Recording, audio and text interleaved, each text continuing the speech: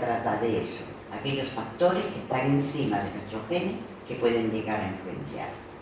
Vamos a partir primero de lo que sería la genética de la vida, que más o menos se sabe que en cada célula que nosotros tenemos hay hasta 3.000 millones de bases, de letras en este código genético, y eso está en cada una de nuestras células.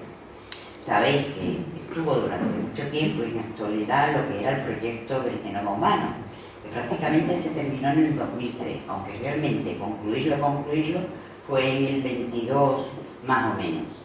Ellos con eso pensaban que iba a ser como una piedra filosofal, que iban a resolver todos los problemas de la humanidad en cuanto a enfermedades, que iban a detectar un gen para cada enfermedad, que iban a poder modificarlo, y realmente han visto que no es así, que hay muchas más cosas que se relacionan en el ser humano, más allá de esas letras, esa información que lleva lo que es el código genético. Para situarnos un poquito en la magnitud de la cuestión, vamos a pasar a la siguiente diapositiva.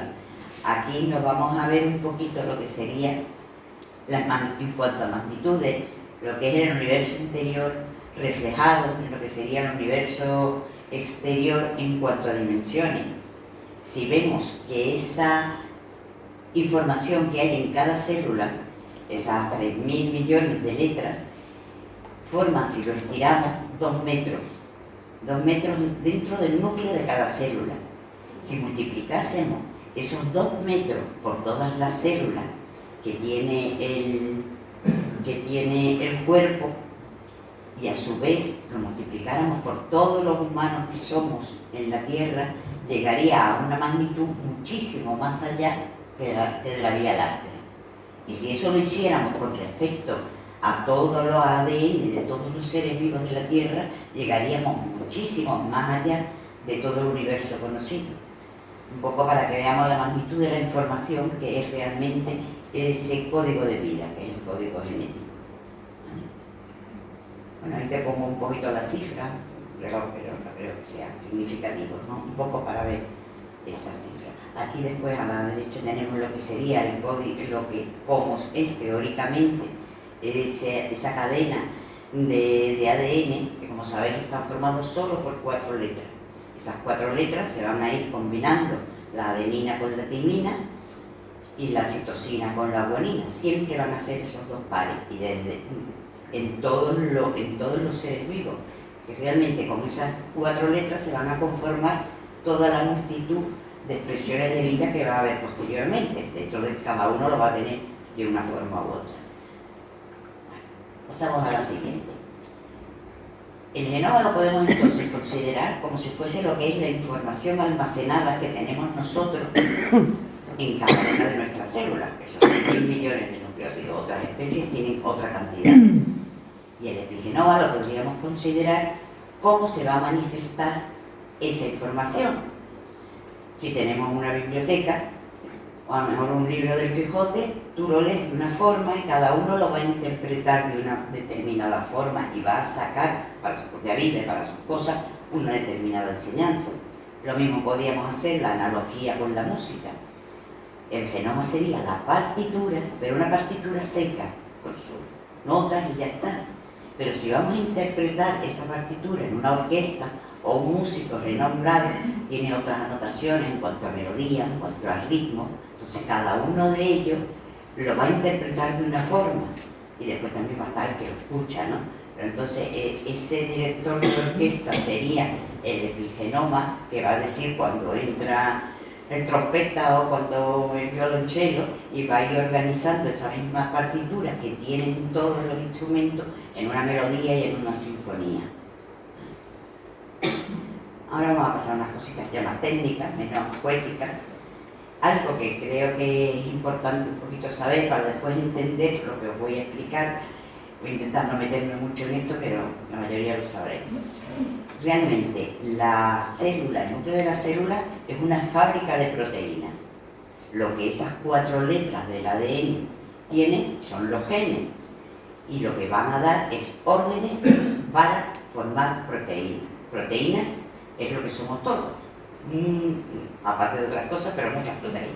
Nuestro cabello, nuestros huesos, nuestra carne, nuestros músculos, pero también las funciones que hay. Las enzimas son proteínas, también las órdenes o la inmunidad que tenemos, lo que forman son inmunoglobulinas, que son proteínas que nos defienden. Después tenemos otras proteínas, que son los neurotransmisores del cerebro.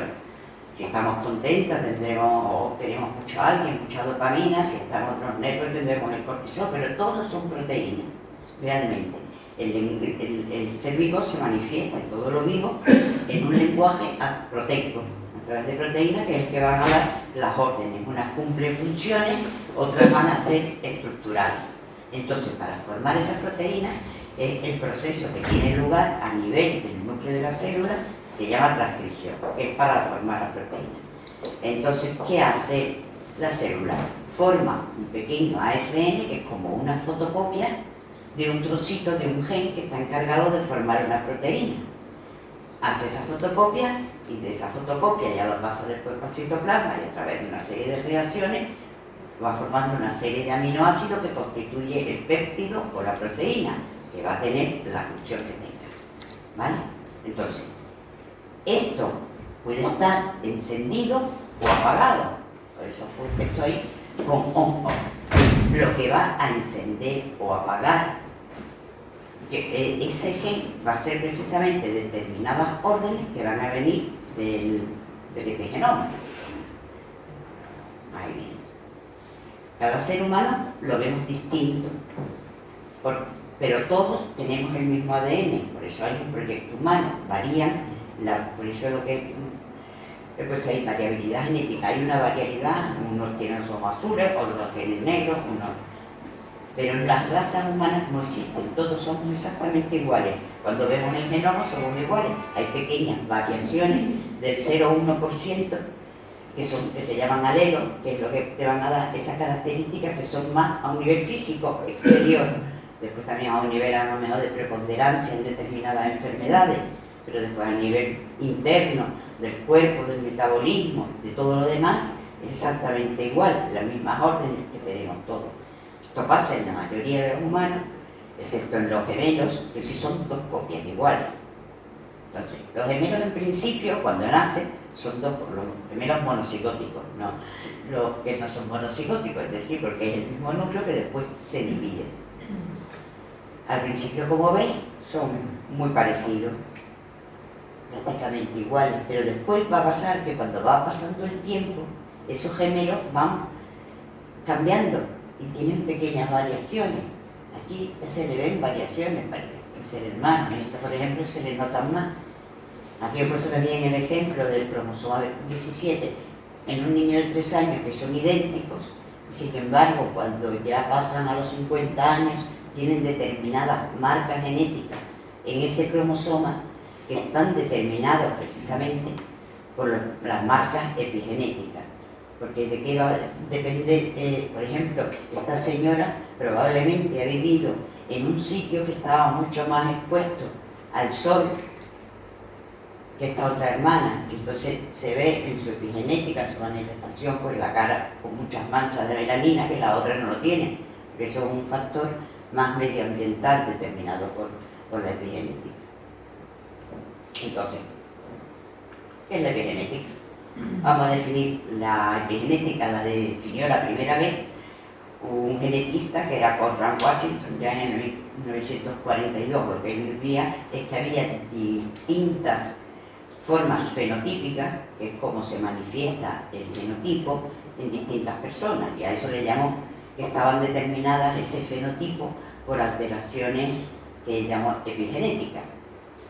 Realmente ahora la más clásica que se da, que es la ciencia que va a estudiar todos los cambios en la expresión de esos genes sin que modifiquen nada la secuencia del ADN. Las letras y el ADN sigue siendo el mismo, desde que la persona nace hasta que la persona muere, y en todas las personas y en todas las células del cuerpo. Pero va a haber una serie de modificaciones que van a ser diferentes. Eso es lo que vamos a llamar la epigenética. Bueno, habíamos visto anteriormente que teníamos 2 metros de ADN. Estos 2 metros hay que meterlos en una célula que normalmente tiene 5 micras, vamos, que es una cosa muy pequeña. Por supuesto la hebra es muy finita, pero son 2 metros, para que quepan dentro de esa pequeña núcleo, donde está dentro del núcleo, pues va a tener que estar empaquetado. El ADN, como lo expuso Watson y Crick, que era esto tan bonito, en plan espiral, como tal no existe en ningún lado, en una figuración. Eso está después empaquetado, es verdad que es espiralado, pero está. Entonces, ¿cómo se va a empaquetar? Se va a envolver en unas proteínas, que son las que vemos aquí. Se va a ir envolviendo en unas proteínas. A su vez, esas proteínas se van a enrollar sobre ellas mismas y se va a ir formando lo que es la cromatina, y cada vez se van a ir enrollando más y más. Aquí, el cromosoma clásico que conocéis con las 4 patitas, realmente así no existe nada más que en una fase de la célula, que es la metafase, que es cuando esa célula se va a dividir. Normalmente está de esta forma, más compactado o menos compactado. Entonces, esta es la forma en que se va. A esta parte, por ejemplo, se le llama como collar de perlas, que es una de las formas en que más se puede transcribir. Cuando llega allí el ARN, aquí se puede transcribir. Cuando está ya muy enrollado, no se puede transcribir. Entonces, como si fuese un ADN más mudo, que no puede producir proteínas en su función. Entonces, la unidad básica de ese enrollamiento van a ser estas proteínas que se llaman histonas, las que hay 4, H1, H2, H3, H4, más la H1 que une uno con otro, que tienen después estas patitas hacia arriba. Entonces el ADN en forma de espiral da 2 vueltas y media en cada una de estas 4 proteínas que forman, en total son 8, pero se forman un octámero. Y van dando la vuelta. Entonces, se le llama esto nucleosoma, que es la unidad básica de empaquetamiento del ADN. Y hay en cada una de ellos, hay 146 bases que son esas letritas que tienen. Esto va a constituir lo que después se va a llamar la cromatina, que eso, si os acordaréis de cuando estudiabais biología, que existía dentro de la célula las cromatinas. Dentro de la cromatina, ellos veían en la célula unas zonas más oscuras, en el núcleo de la célula, unas zonas más oscuras y otras zonas más claritas. Una era la eucromatina y la otra es la heterocromatina. Entonces, eso ya lo han visto a través de lo de la epigenética. La eucromatina se puede traducir, es decir, se puede manifestar esa parte del ADN en proteína. La heterocromatina, que está condensada, compactada, es como si no se pudiera leer, como está muda. ¿Qué pasa esto? Porque como ahora os contaré en la siguiente diapositiva, cada célula, todas tienen el mismo ADN, pero no van a manifestar lo mismo la célula del hígado que la célula del cerebro, o que la célula de otro sitio, o del ojo. Cada una va a manifestar una serie de proteínas distintas y características distintas. Esto es lo que constituye lo que se llama la diferenciación. Entonces, de la unidad de un solo genoma y un solo ADN, que es el mismo en todas las células, va a haber esa información organizada en forma de cromatina en cada una de las células para irse formando los distintos tejidos.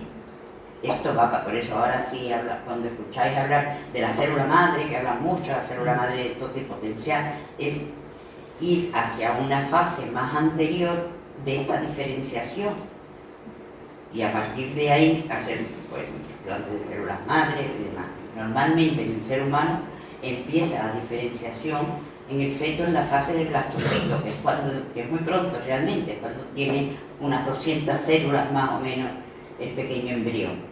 Entonces ahí empieza ya cada una a seguir una línea. La célula va a cada uno a manifestar un epigenoma. Eso es por eso es por lo que se ve en una célula veremos la eucromatina, que sí se puede manifestar, en las del cerebro de una forma y en las del hígado de otra, que cada uno va a manifestar su propia constitución y su propia diferencia, sus propias proteínas. Es un programa que está epigenéticamente regulado de una forma superordenada. Después, a otros niveles de la epigenética, se conocen lo que son varios mecanismos que hay para encender y para apagar los genes. Esto se le llama lo que son marcas epigenéticas. Son fundamentalmente, obviamente en muchas profundidades, como la mediación del ADN, como lo pongo en muestra que también lo tengo, la modificación de las histonas, que esos son las proteínas que habíamos visto que formaban el nucleosoma sobre el que iba enrollando el ADN. Después lo que son el RNA de interferencia, ahora voy a poner una diapositiva de cada una para que sepáis en qué consiste.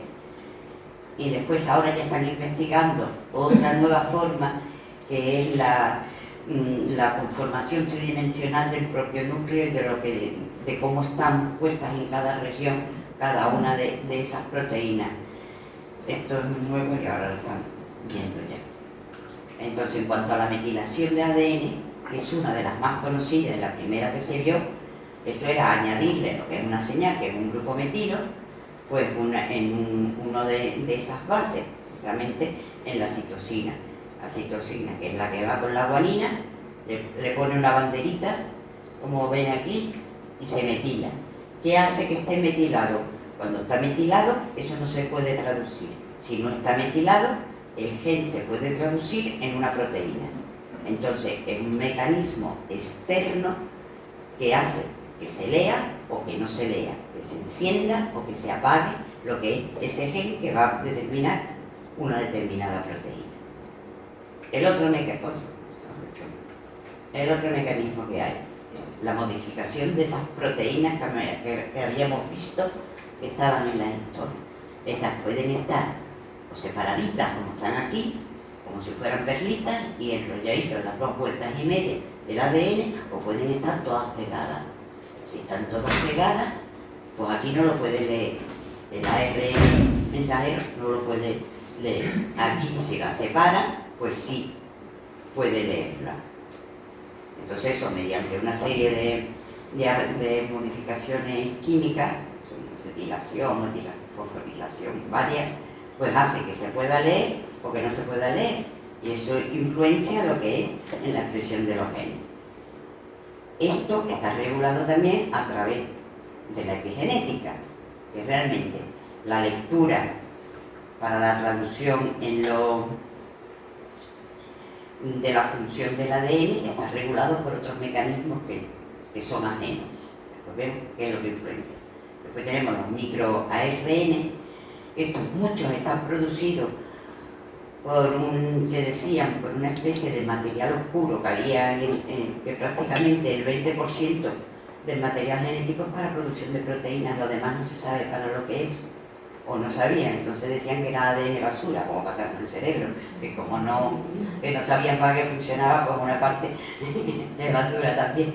Pero realmente mucho de ese ADN se encarga de formar pequeños microARN que a su vez controlan otros que se forman y impide que se forme la proteína. Entonces es un mecanismo de regulación también hecho a través de mecanismos epigenéticos, y lo que hace es cortar la transcripción, que es aquella diapositiva que yo puse de la fotocopia que hace el ARN mensajero del ADN para formar la proteína. ¿Y qué es lo que va modulando todo esto, la expresión de los genes? Pues el ambiente exterior, que no tiene por qué ser necesariamente solamente el ambiente exterior en cuanto a contaminación, a lo que comemos, a lo que nos movemos, también nuestro propio ambiente interior, de lo que sentimos, de lo que pensamos. Entonces, eso va a ir determinando. Espera que espérate, me estoy viniendo para adelante.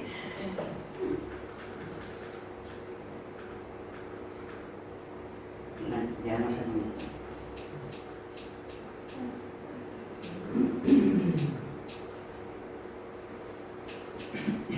Ya está, ya está. Vale, ahora seguimos. Ahora seguimos. Le voy a dar a luz y le disparo. Entonces teníamos la cromatina relajada, por ejemplo, esto va a relajar la cromatina y aquí tenemos una cromatina compactada, cerrada, que normalmente esto lo va a compactar. Entonces los factores ambientales van a determinar en gran parte ese encendido y ese apagado de genio. Bueno, de esto tengo varios, ahora seguiré. El estilo de vida, que son los factores que van a modular todo el epigenoma. Por eso también se le llama a la epigenética como la ciencia del cambio, porque no estamos realmente tan determinados por la genética como se pensó al principio, sino que hay muchos factores que van a ser y van a poderlo modificar. Factores de todo tipo, porque las células, igual que nosotros, van a ir aprendiendo a través de la experiencia y de su contacto con el medio, y van a guardar también una memoria de los traumas que hayan podido tener, o de las experiencias, o de lo que le damos de comer. Un poquito de todo. Por eso lo vemos hablando del chi, que era el libro de los cambios, en parte también es un poco como un pequeño código genético de ese chi. Entonces podemos ver aquí desde factores de dietética, ejercicio, los tóxicos de todo tipo, drogas, incluso el estatus económico también influencia en la genética, todo lo que tiene que ver con la esfera mental, emociones, sentimientos, traumas, depresiones, terapéuticas. Muy importante también que tiene que ver todas las interacciones sociales, comunicación con los otros, son todos factores externos, pero que van a ir influenciando. Fundamentalmente, muchos de los hábitos que tenemos se van a constituir en un diálogo entre el genoma y el ambioma. Entre el ambioma se consideran todos esos factores externos. Entonces va a ir encendiendo y apagando esos genes según las decisiones que nosotros vayamos a ir tomando. Iré poniendo ahora después algunos ejemplos. Ejemplos que se han ido viendo. Se vio que en Holanda, después de la posguerra, hubieron ahí unos 6 meses tremendos de muchísima hambre. Entonces, posteriormente se vio los niños que habían nacido cuando de esas madres que estaban embarazadas. Entonces, esos niños, por una parte, murieron mucho antes, después desarrollaron mucha obesidad, contrariamente a lo que pueda parecer, pero desarrollaron mucha obesidad, muchas enfermedades, diabetes 2, y eso no se debió realmente no se debió a lo que ellos comieron, porque ellos pudieron tener después una buena alimentación y todo, pero se debió a lo que habían o no habían más bien comido sus madres mientras que ellos estaban embarazados. Es decir, eso es un cambio epigenético que se vio y se lo provocaron ese periodo de hambre. Entonces se desarrolló lo que se llama un metabolismo de escasez, que lo que hace precisamente posteriormente es acumular. Entonces, ¿sabes? A lo mejor muchas personas que pasaron la posguerra, no sé tu padre. Después tenemos otro ejemplo con unos ratones que se llaman agouti, que también estos ratones son ratones que tienen tendencia a desarrollar enfermedades, a tener obesidad y demás.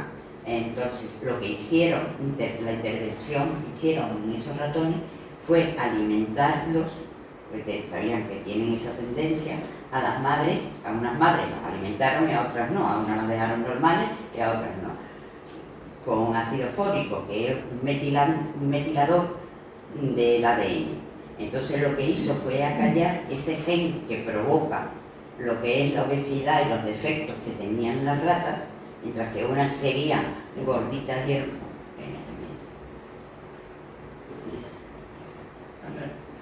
para atrás. La punta sí, el ordenador.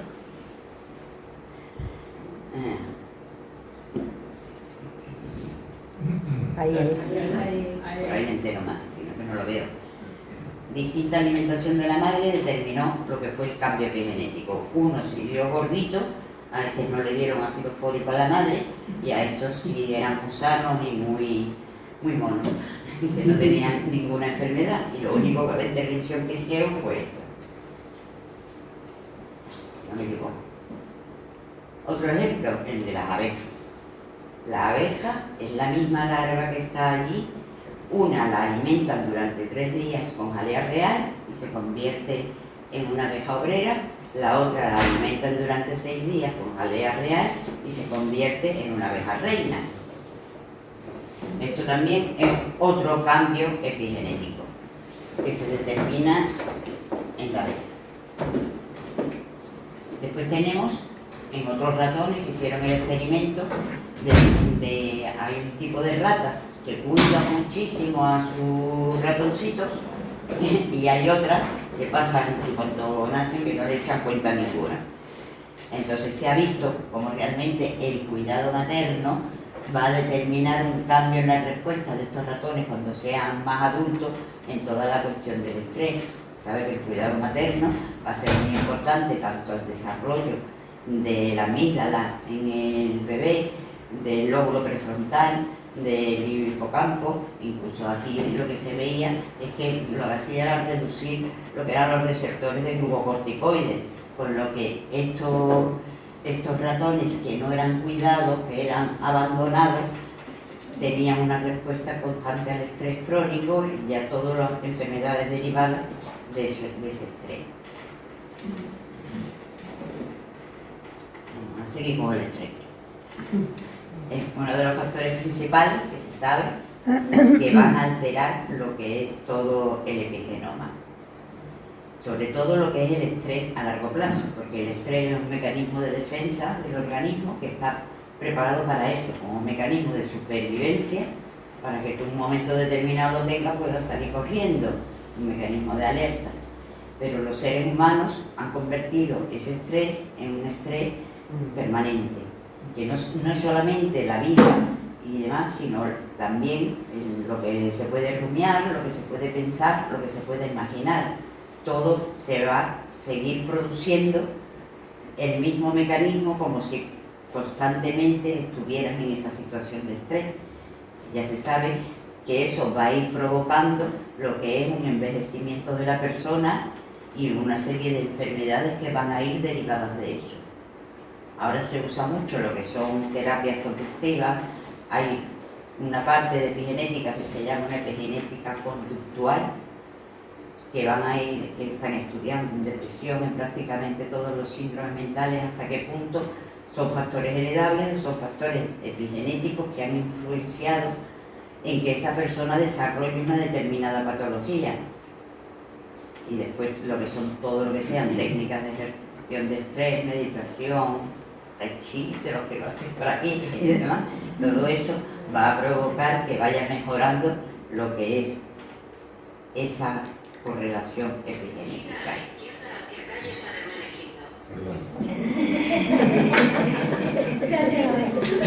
Ya llegamos.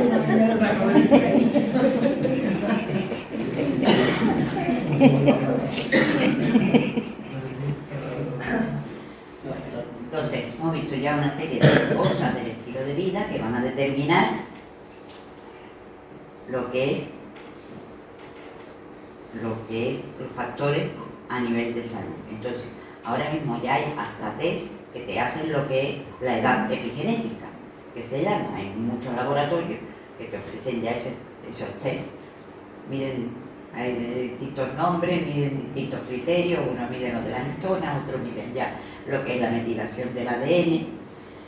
Entonces lo que se tiene un poquito que ver es que los factores que podemos nosotros, en los que podemos actuar, pueden hacer que vaya disminuyendo lo que es ese envejecimiento.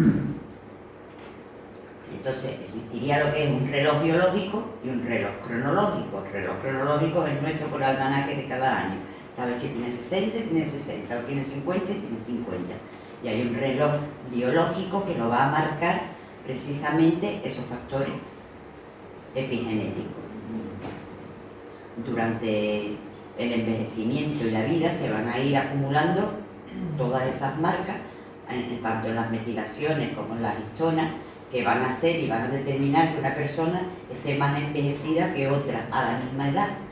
Puedes encontrarte una persona que dice, ay, qué bien estás, qué buenos genes tiene. A lo mejor que tiene muy buen epigenoma. Los genes van a ser los mismos. Pero a lo mejor una persona que sí ha tenido cuidado. También podemos pensar incluso en estas determinadas poblaciones, como la de Japón, que son muy conocidas, o otras que estaban en Sudamérica, que vivían muchos años y muy bien y prácticamente sin enfermedades, y se jactaban de estudiar los factores genéticos de esas poblaciones, y lo que eran realmente eran los factores epigenéticos de esas personas. Tanto es así que cuando después trasladabas a algunas de esas personas, sobre todo de Sudamérica, que iban después a Norteamérica, empezaban a comer sus hamburguesas, sus esto, lo otro, rápidamente declinaba ese estado maravilloso de salud y se equiparaba a la media del país de acogida. Entonces, lo que hay que ver, los factores que van acelerando la metilación o aquellos que realmente lo van retardando, y qué podemos nosotros hacer para, en la medida de lo posible, ir disminuyendo un poquito nuestro reloj biológico. Porque el envejecimiento, que todo lo vamos a tener, que es una cuestión fisiológica de la naturaleza, que realmente es un desgaste paulatino, es una falta de resiliencia biológica en la reparación de los distintos tejidos, órganos y funciones, podemos ver que determinados factores los van a poder ir disminuyendo y con menor calidad. Entre ellos tenemos, por supuesto, el ejercicio, una dieta saludable, lo que es la educación, la cultura. Hay otros que no te ponen aquí, pero las relaciones sociales los veo muy importantes. La soledad es un factor de envejecimiento muy grande. Y después hay otros, como el sedentarismo, la obesidad, o la falta de ilusión o de perspectiva con la vida, que eso es de los factores que más envejecen, serían los factores más mentales, cuando ya uno está deprimido y no lo que espera es que se acabe el almanaque. Entonces, curiosamente, hicieron un experimento de un programa de 8 semanas en una investigación en que lo que hicieron fue escoger a 40 personas, que a uno con 20 hicieron una intervención y con otros 20 no le hicieron nada, seguían su vida normal. Como ahora ya existen los test para la medición de la edad biológica, en esos 20 que hicieron la intervención, lo que le dieron durante esas 8 semanas, son 2 meses, fue una dieta balanceada, probióticos, flora intestinal, hacer ejercicio todos los días, una serie de complementos nutritivos, que después hablaremos así por encima de algunos. 2 veces al día tenían de 10 a 15 minutos de control de estrés a través de meditación, mindfulness, y después tener un sueño equilibrado. Y lo que vieron es que había al final de ese experimento una disminución de 3 años en la edad biológica hecha con lo de los test. Unos tenían 6, otros tenían 2, pero más o menos la media de esos 20 que hicieron el programa durante 2 semanas, pues que había una disminución en eso. Otra cosa, ¿a qué otras enfermedades están relacionadas a la epigenética? Pues prácticamente con todas las enfermedades que hoy se pueden considerar de la civilización, entonces tanto y relacionadas un poco con el envejecimiento, enfermedades cardiovasculares de todo tipo, neurodegenerativas, el Alzheimer, las demencias, todas de metabolismo, obesidad, diabetes y el cáncer, que siempre es multifactorial. Entonces, hablando ahora un poquito de la carga en cuanto al cáncer, lo que se sabe del cáncer con respecto a la epigenética, hay muchísimas investigaciones porque es de lo que más están investigando actualmente.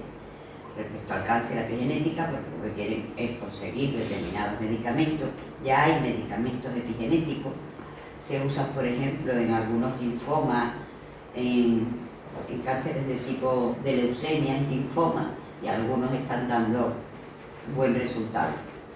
Entonces, lo que se vio es que lo que es hay zonas de la metilación del ADN, que era esa cadenita con las banderitas, unas que estaban metiladas y otras que no.